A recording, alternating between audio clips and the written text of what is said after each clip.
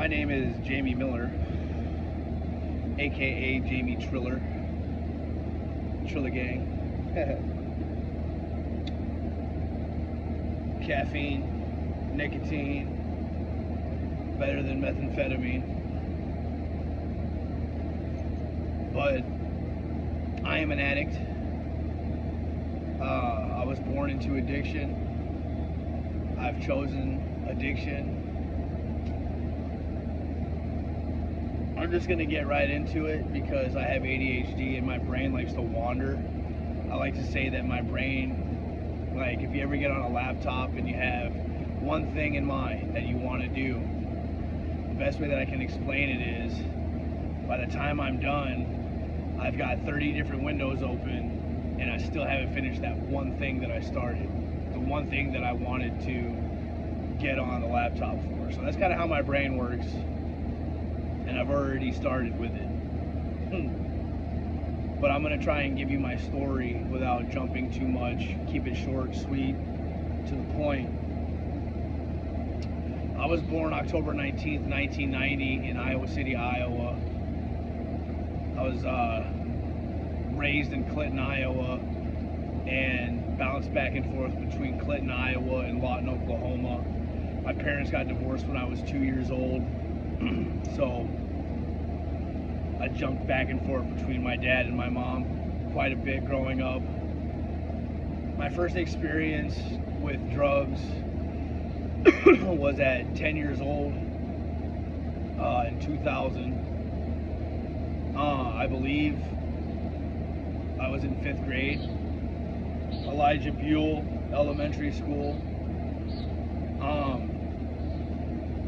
These two homies were under the little bridge there, and I was riding my bike, and they're like, "Hey, little homie, come here." One had a blunt, one had a 40, and I tapped the blunt a few times, and then I drank some of the 40. That was the first time that I ever felt normal, or felt like that is who or how I'm supposed to feel. Because at this time, I had tried Ritalin, Adderall, Resveratrol, Wellbutrin, and Zoloft to try and balance my brain because I had a lot of issues as a kid growing up with depression, anxiety, suicidal tendencies, paying attention in school, things of that nature. And everything became quiet, and it made sense to me, like, this is how I'm supposed to feel. And I didn't start just going right into smoking weed and doing alcohol and stuff heavy. I dabbled, I dillied and dabbled. I did do some sneaking out, and I did do some,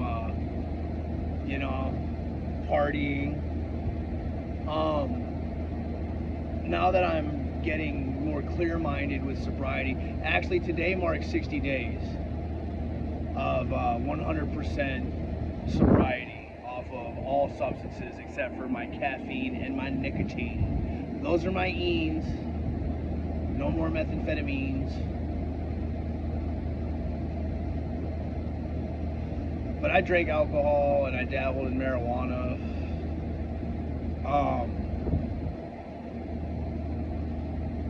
I tried, there was a few attempts at suicide afterwards, and having a hard time in school and trying to find my identity and find out who I was. And it was around between the ages of 10 and 13 that I found the Insane Clown Posse, and that kind of gave me the confidence in life to kind of find where I belong as an individual. I found that there were other juggalos out there, and I fell in love with music really hard. Music has always been a huge part of my life. I make music now, still do shows. I got a headlining show coming up in August. Here's another tab opening up on my, on my laptop.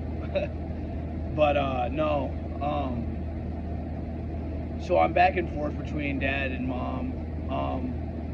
if my timeline isn't too messed up, now I'm like 12, 13, something like that. I'm in Lawton, Oklahoma. And that's when I get introduced to crack cocaine and hydrocodone, Xanax, methamphetamines, alcohol. I really started getting into it hard. I've smoked cigarettes since I was 12 years old, pretty consistently. But yeah, I was talking to my fiance tonight, and some things are starting to come back. I remember when I was probably between the ages of 13 and 15, I was at the homie Ryan's house. My homeboy Ryan, he's a 456 P Street Blood Gang member. His mom was a dope dealer, and we used to get high. We used to smoke weed. But I walked into his room one day, and he was rolling a bub, and I was like, "Let me try that. Let me hit that." He's like, "Man, you don't want this." I'm like, "Yeah, I do. You know, I'm a little fucking party animal." And I think my dad at the time was probably shooting up dope. And you know, I was really bad into the pills. I overdosed, almost died. My friends had to bring me back. And I was drinking heavy. But I remember I hit that pipe, and I fell in love with that, the way that it made me feel, because when you have ADHD and they prescribe you like Adderall, Ritalin, see, like when I was prescribed the Adderall and the Ritalin and stuff like that, it fucked me up. It made me sick. If you flicked me, I'd bruise. I felt depressed and suicidal all the time. And but when I smoked meth or did crack, it kind of like calmed me down. And anyway, I remember cleaning this homie's mom's kitchen furniture with a rag just to get some more dope. And then I remember grabbing some DVDs from my dad's house and taking them to it was like a bookstore. I don't know if it was Barnes and Noble or some kind of bookstore where you could sell DVDs for cash. And that was my first time pawning shit for drugs. And this is before I'm even 16 years old.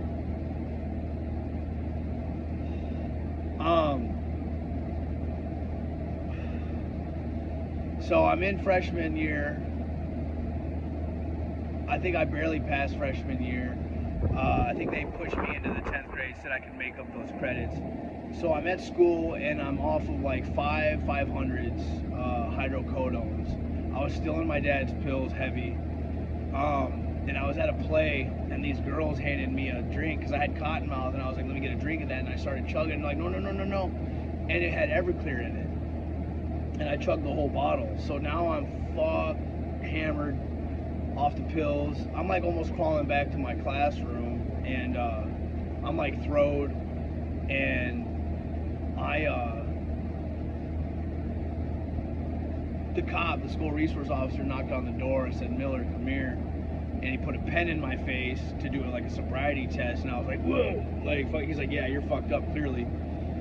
And took me into the office, and my dad showed up to the school, and I tried cutting myself with my belt. I had a belt that had a little corner sharp edge on it, and he's like, "Look, see, send him to boot camp or something." And so they decided to sign me up for Job Corps.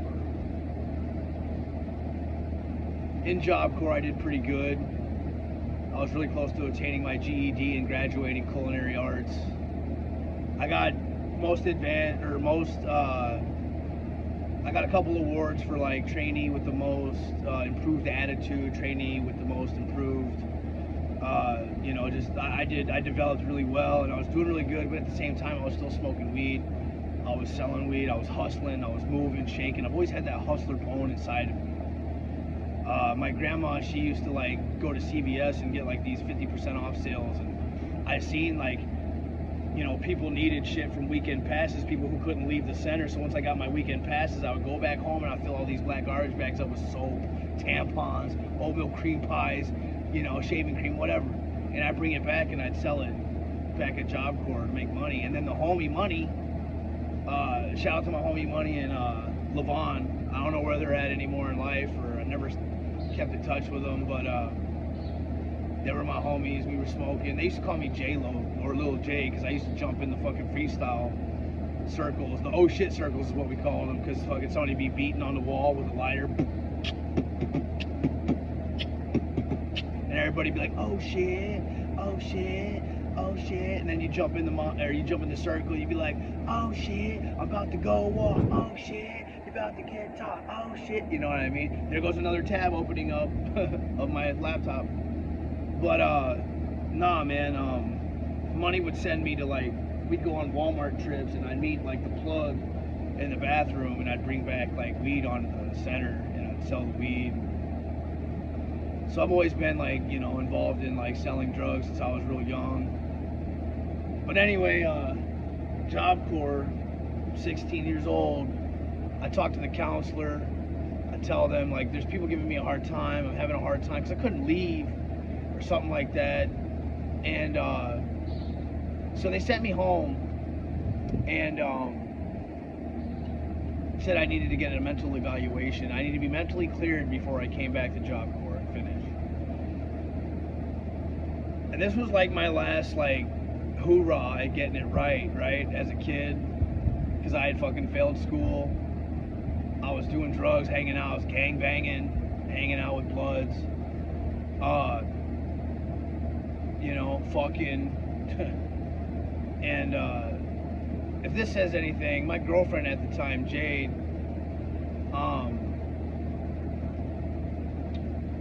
she was hanging out with the same people I was, and you know, I was in Job Corps at the time, but she and her friend Kelsey went with Ryan, and they went to go set up a lick, hit a lick. It was an old man who thought he was going to meet up with these girls, you know, and they were only 15, 16, and this was an old man. Thought that he was going to get, you know, sexual favors for, you know, some cash. And so they meet up, and Ryan walks in, and he pistol whips this dude and ties him up. And these girls didn't know this shit was going to go down like this. But anyway, Ryan ended up inflicting so many injuries on this old man that he ended up killing him. And anyway, in return of something on his sentence, he ended up saying that the girls were with him. He told on the girls, and the girls both got like 30 years in prison, and they're still in prison 20 years later. I could have been right there with them. But anyway, I get kicked out of Job Corps. I come home, I bring my stuff into my dad's house, and I go next door to my grandma's house. My dad and my grandma live side by side. At this time, my dad was shooting up dope really bad. He was off the shit. And I don't know. My dad, like, I tried to like talk to him and shit, and fucking like before I went to Job Corps, like he'd be like, "Here's a 6-pack, get the fuck away from me," you know. I was annoying or whatever, and I guess I never really had like a stable father trying to show me like the right direction in life. I don't know, but whatever. He was pissed off that I had fucked up Job Corps. So I come outside and all my shit that I put inside my dad's house is now in the road. He doesn't want to see me, he doesn't want me. We ended up getting into it really bad. He tried to whip me, spank me, you know what I mean? I'm 16, I'm like, fuck that, dude. Like, you're not gonna sit here and whoop me like I'm some little kid. Because I, you know, wanted to be a grown-ass man. And we ended up getting into a really bad fight. He came to my great-granny's house because me and my brother took off to my great-granny's house. And anyway, he shows up and he's furious. And he's talking to me and my brother. And my fucking heart's racing right now.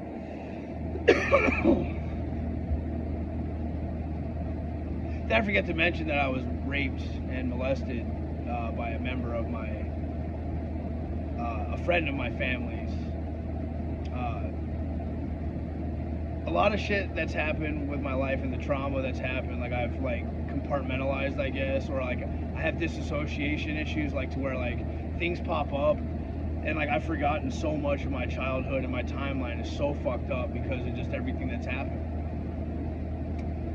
But cheers. Pour me up a cup of that black mud, you heard? But yeah, man, my dad was furious, and what I remember was us talking, and he looked at me and he said, I'm the only reason," he said, "I'm the only reason why you're even here. You should have been an abortion, or you were going to be an abortion." And then he kicked me in my fucking face, and then that's when him and my brother started fighting, and him and my brother made it out to the kitchen, dining room area, and my dad's beating on my brother. And so I fucking grabbed this huge lamp and I hit my dad in the back a few times with this huge lamp. It's an old school lamp. It's got a wooden table in the middle of it, and it's mounted, it's held down by a big metal ring. And he had several back surgeries, problems with his back, so I hit him in his, he stood up and he came at me and I popped him in the face. And then, mind you, the whole time my poor little great granny is in the corner screaming, my babies, please stop, my babies. Had I known that'd have been the last time that I would have ever seen my great granny, I wish things would have been a lot different, man. But yeah, that was the last time that I was in. I see my great granny, rest in peace. Sweet woman, Ethan May Glass. But I've pretty much watched my whole family pass away. My grandma, my grandpa, my great grandma, my great grandpa, uncles, aunts, cousins, good friends, a lot of people to health issues, drug overdoses, and suicides. But anyway, my mom came back and she got me and my brother the next day. So now we're back in Clinton, Iowa once again. I'm 16. I'm trying to go to alternative high school to get my education. And I'm living with my brother at the Cotta house. And the only rule for me was to stay in school. Well, now that I have this freedom, I did okay in school for a little while, but then I found out, I'm a pretty good fucking hustler. I can make money. So I started selling weed. And I started getting good at it because everybody smoked weed in my circle. There's a bunch of juggalos.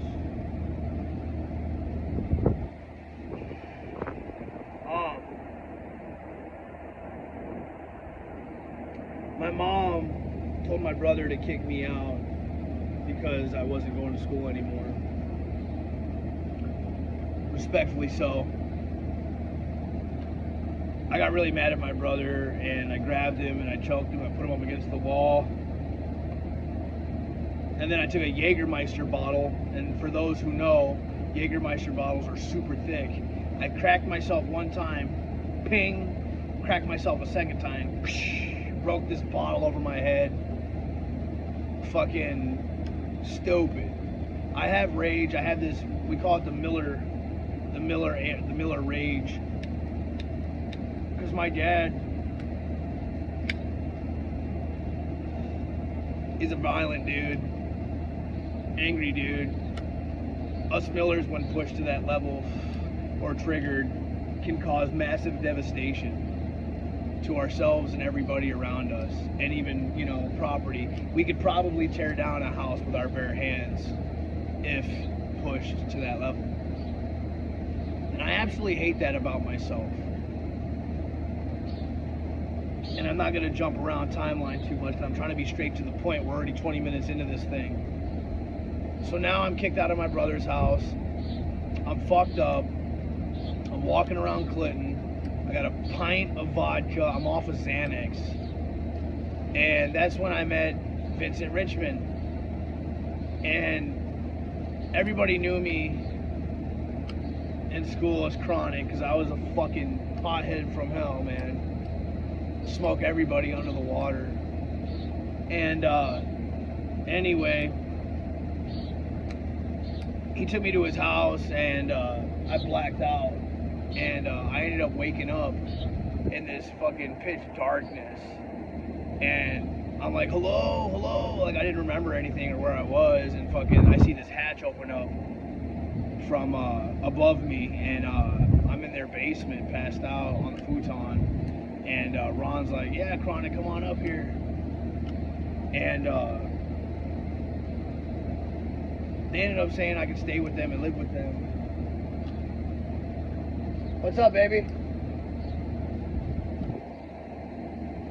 My fiance is looking. She might need something. You need something, love?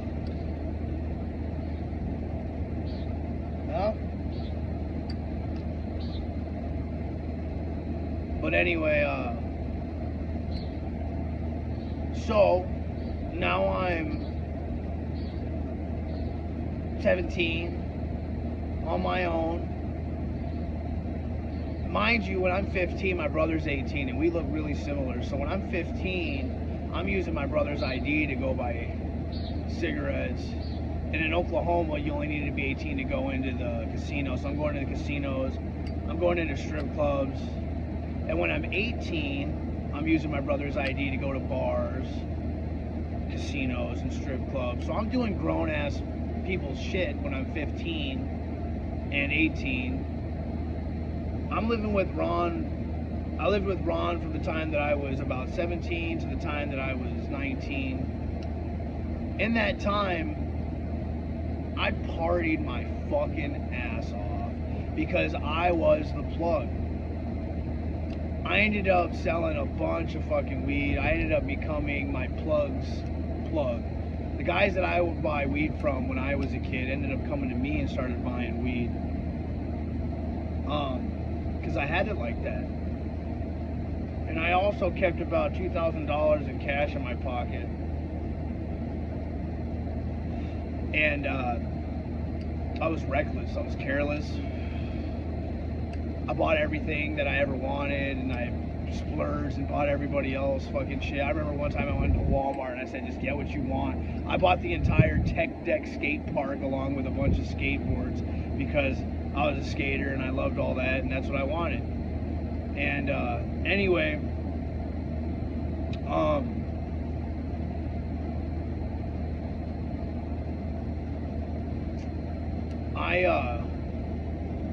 I got raided, and they found a pound of marijuana in my bedroom, and I ended up getting federally indicted at the age of 19 years old and sentenced to 7 years in federal prison for 450 pounds of marijuana. And it's a 5-year mandatory minimum not to exceed 40 years. They gave me 7 because they said I was right below being a kingpin. I was a supervisor, but not quite a kingpin. And I spent the next 5 years in prison. I did a lot of good things. I seemed to do really well in structured environments with routine. I fell in love with bodybuilding. I got my GED. I took anger management. I went to college. I got a perfect 4.0 in history. I did really well with my time. I studied the Word. I went to college for Bible study, for Bible college. Completed 1 tier, started a tier 2. And I had all this new life and new vision. Like, don't get me wrong, when I turned 22 in prison, I got fucked up because I turned 21 when I was in county jail. And anyway,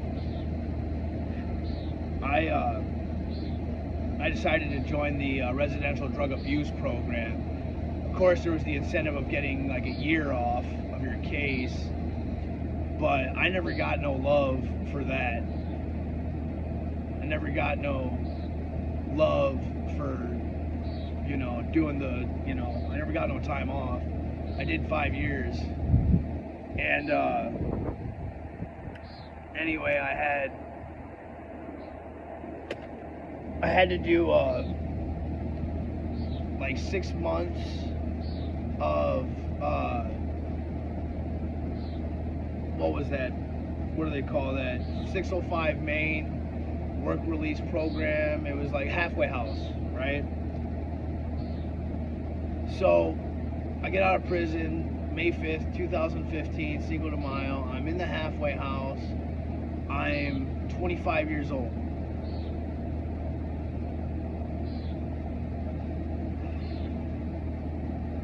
My brother, my first day out of prison, I go to meet up with my brother, and while I was in prison, I told my mom to stop sending me pictures of my brother because my brother was really bad into methamphetamines. My brother's testimony is a whole different, like I'll let him tell it when he's ready, but my dad, me, and my brother have been through the furnace of pain and affliction. And my dad told me, he said, the olive has to be pressed 3-4 times to produce wine. I know that the metal, the knives have to be forged and fire. You got to go back in the furnace several times and beat to death, pounded into shape and into the forge. And then you got to be hardened and sharp. Life has been that way for a long time. It's been a roller coaster ride. I got out of prison in 2015, and my brother, my first day out, I go up to my brother's apartment.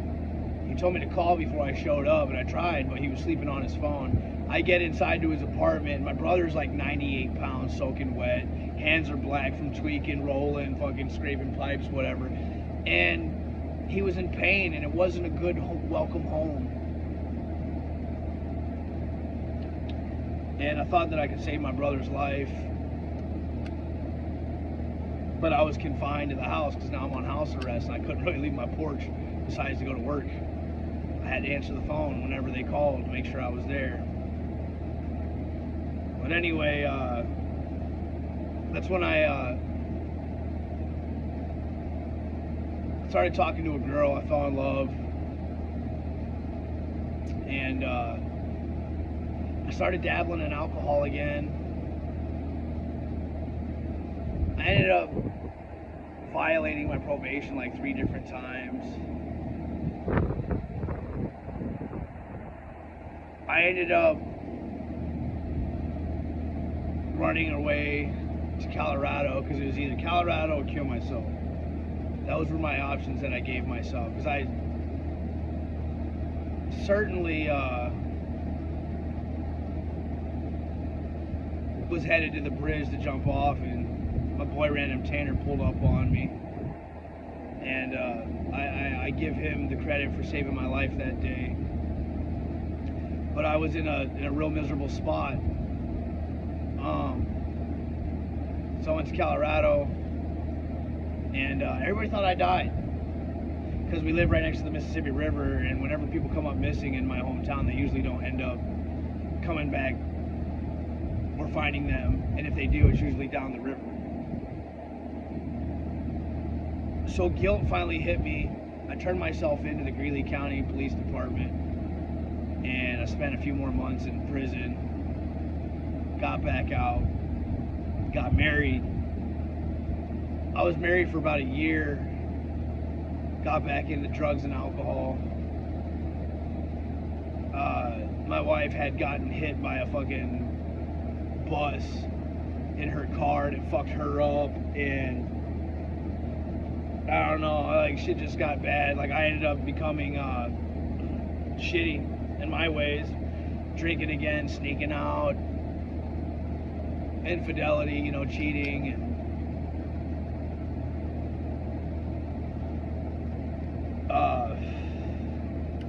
she left. I lost everything. COVID happens. I get with a girl, says she can't get pregnant. What do you know? Boom, she's pregnant. I stayed. And that's when I'm off probation, and I get real bad back into the game. except now it's way different. You know, everything's concentrated, wax edibles, cartridges. Because I used to sell brick swag, just bricks, you know what I mean? If you know, you know. And then I got really bad into the, there was ecstasy going around really bad. I fell in love with ecstasy, fell in love with cocaine, and my baby mama, she was like, I don't care what you do, just do it at home. And here I am at home around my table with my homies, doing lines on a Tuesday night, smoking weed, drinking, and I got this little baby walking around. And me and her are toxic. Just fucking toxic. Like, as toxic as you can get, man. I'm not a perfect human being, and I don't pretend to be. And anyway, finally she says to me, this is so toxic. We can't do this no more. And I'm like, thank God. Because for about 6 months, 9 months, every day I contemplated how I was going to take my life because I was so fucking miserable.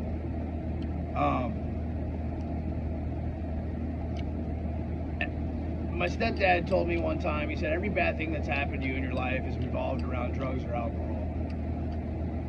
And I know that is true. I am the best version of me when I am sober. So anyway, my parents extended the offer for all of us to come out to Omaha, Nebraska, start over, help us get on our feet. She didn't want to leave her family, so I said, fuck it. I'm going to Omaha and I'm getting my life together while this baby's, 1.5, almost 2 years old. So I get my shit together. And now I don't even know if my kid is actually my fucking kid. So that's a whole nother story for a whole nother day.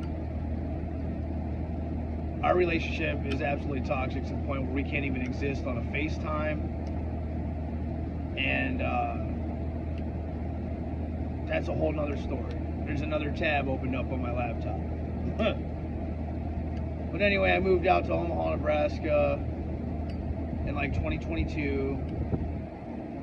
I get a good job. Actually, it took me 45 days to clean out my system from all my drugs. And I started working with Hymus Corp, laying pipe. And I ended up getting my license back because 6 months out of prison, I ended up getting my second DUI. I got my first DUI when I was 18 years old. Somebody robbed me and I fucking didn't play that shit, and I threw a bunch of bricks into their car and window and their house and got caught, blah blah blah, arrested, paid my dues, did all that, and then 6 months later out of prison, I ended up getting another DUI. And I lost. They barred me for 5 years, and I went illegally driving for about 7 years until I moved out here. I finally got took me about a year and some change. I finally got my license back. That was a huge accomplishment. Thousands of dollars, hours of classes, just fucking blah.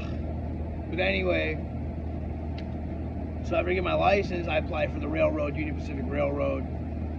I got hired on. I got my own apartment for the first time in my life at 33 years old.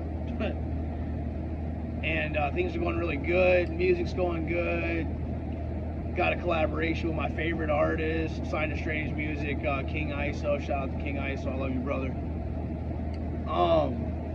I got hurt on the railroad shortly after a year being out there.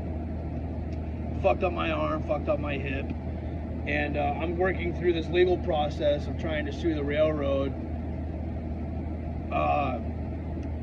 And I'm being told that I can't post this shit on Facebook, I can't be seen working out, I can't do this, and I felt alone and I didn't ask for help, so I ended up getting a really bad gambling addiction. And I gambled all my money away, and I lost my apartment, I took out loans, I lost my car blew up. So I moved into the projects with my brother, and I ended up fucking asking my brother what he was doing, and he was going up to the neighbors on the 11th, 12th floor, whatever, and he was gonna go do some dope. And I'm like Yellow Wolf said, I come from the bottom, you ain't gotta put your dope away. And that began my almost 2-year-long methamphetamine addiction. I watched my brother drown himself in alcohol. I watched him almost drown, literally, at my first ever headlining show. Saved his life. Trauma, back and forth with my girl. So I just keep fucking hitting the pipe hard, getting into the meth. Meth was my way of coping. And anyway, me and my brother got into it really bad. He had to save his life because he was going to die from his alcohol and, his use. So we got into a really bad fight, and I ended up getting kicked out, and I ended up moving into a trap house. Very well-known trap house.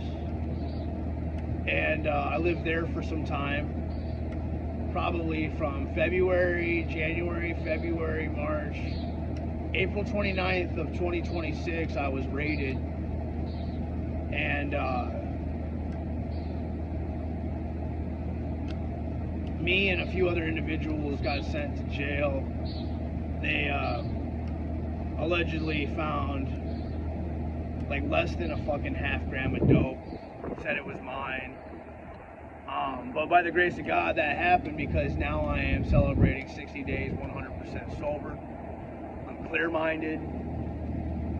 While I was in Douglas County, I met Xavier Cox, and shout out to you, my brother.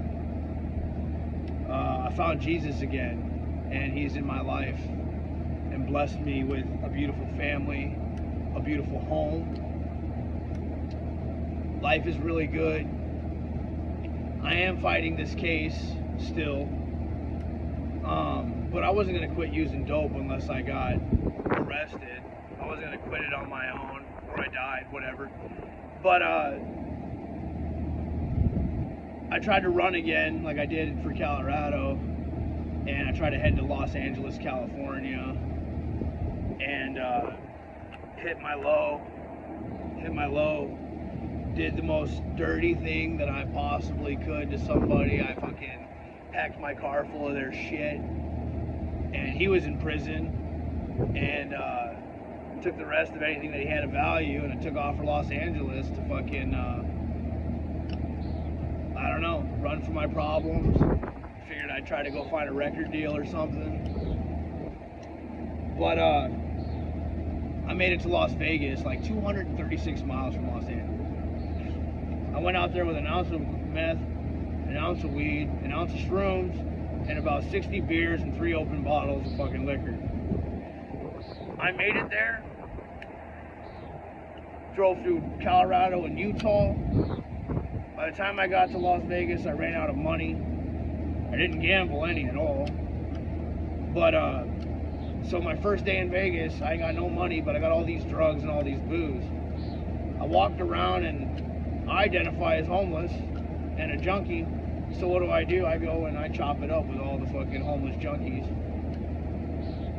But because of my dad and my brother being addicted to methamphetamine for almost a decade each, I had this certain judgment on people who use hard drugs because of the chaos and the hurt that it caused me and my family. I thought it was just a choice that people made, and that they chose that life, and they're not really humans because they don't care about anybody else besides the drugs. But everybody's got that choice, right? So I looked at people that were dealing with that addiction as less than. So I'm putting myself on a pedestal like I'm better than these people. But now here I am, I'm one of those people. And I think that everything in this life happens for a reason, because I feel like I've gone through just about everything that a person could go through in this life. And that was like the last thing, you know? Because it says in the Bible, judge not lest you be judged. And I did a lot of judging of people who use methamphetamines and hard drugs, crackheads, things of that nature. But junkies are people. Human beings are just human beings who have problems with addiction and mental health. We're all just people at the beginning and the ending of the day having a human experience for the first time. Unless you're aware that you had a previous life and you're doing it again. But for me, I believe, like, I don't know, this is my first time and I don't know if I'm going to get it right. And I should be dead. It's a miracle that I'm sitting here talking to you right now. It's a miracle that I've made it this far. Like I said, I've been through just about anything you can go through in this life. I've been homeless. I've been addicted to alcohol, methamphetamine, cocaine, marijuana, pills, ecstasy. I've been molested, raped. I've been beaten. I've been. And I've actually got a song that I'm working on called I've Been, which is a part of my Amort sister album called Trauma. So if you want to look a little into my life a little deeper, go check out my album Amort, which is trauma backwards, because we're looking backwards at the source of the trauma. And now, with trauma coming out, we're facing the trauma. And then my album, My Evolution Through Hell, which is an abbreviation for meth, will be coming shortly after that. I have a headlining show August 21st at the Beach House in Omaha, Nebraska. I'm getting married in October, probably on Halloween. I'm going to have a Slumerican Halloween themed wedding. Life is extremely good. I am able to sit here today in front of you, sober, clear-minded, not super fucking bouncing around all over the place. I've left some things out, I'm sure. I can't remember a lot. I can't remember a lot of my childhood. Like I said, trauma and shit has caused me to compartmentalize a lot of things and disassociate and whatever you want to call it. I'm not a fucking scientist. I don't know all the fancy words. But all I know is that my name is Jamie. I'm an alcoholic and a drug addict. And I'll take another 24. You know? And if I can do it, you can do it. Hope. Hope. Hope. Hold on. Pain ends. If you surrender your life to Jesus Christ, if you surrender your life to God, your higher power, if you work the program, it works. Keep coming back. It works if you work it. Find something in this life that brings you joy. If nothing brings you joy, get on your knees and beg God to fucking show you something, give you a sign. Surrender to Him. What's the worst that's going to happen? You know what I mean? You're not going to hear nothing back. I doubt it. I gave my life to Christ, and my life has been extremely awesome. I found the love of my life that I want to spend eternity with 3 times over. I love my 5 children that I've inherited, and possibly one on the way. I haven't spoken on it, but just months ago, you know, we were pregnant, and she had an ectopic pregnancy, lost the child, lost one of her tubes. Very unfortunate, very traumatic. I almost lost her. She almost died twice. And I feel like I am here on this planet and survived everything that I have been through, and I'm able to talk about it because life is not meant to be selfish. Life is meant to be selfless. You are put on this planet to love, to not hate. You are put on this planet to help each other.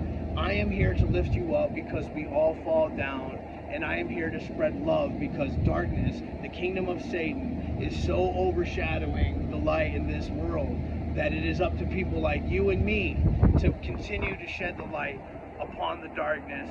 In Jesus' name, amen. With that, I'll leave you guys, and like I said, I'll take another 24.